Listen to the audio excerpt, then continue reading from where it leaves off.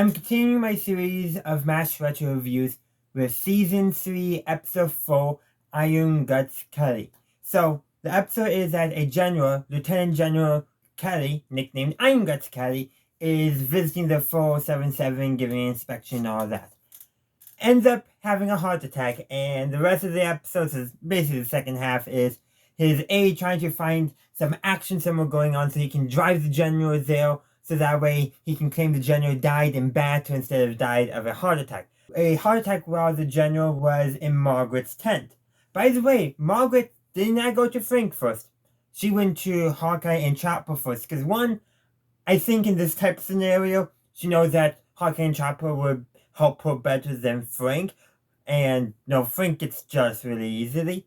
But another thing to note too is, and this is shown in a few other earlier episodes and we'll be seeing later on, she respects them more as doctors than I think than she does for Frank. Like, she values their medical opinion more. Granted, this is not really kind of thing, but it does tell you that despite the fact that Margaret, Hawkeye, and Trapper do not always get along, that there is a sense of camaraderie though. A sense that there are certain things that she'd rather get their help for than Frank.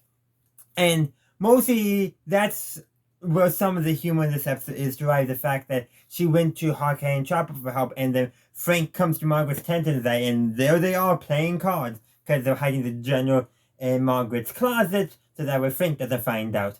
And then more of the humor comes from the fact that the general's aide wants to basically fake the general's death, even though the general's already dead, in order to basically get a good headline.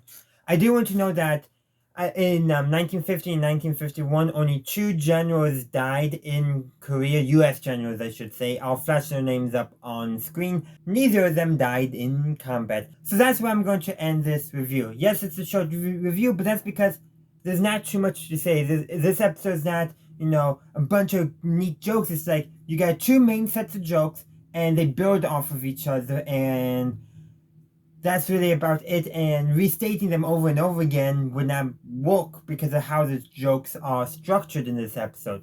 Though I should mention there's also the humor of when Kelly arrives, Henry is nervous, so he goes to drink some vodka to settle his nerves because it doesn't have smell. Unfortunately, he drank bourbon earlier, so he has that smell on him now. And then Radar gives him some gum to try to, mask the scent. But Henry quickly says that he can't chew gum in front of the general.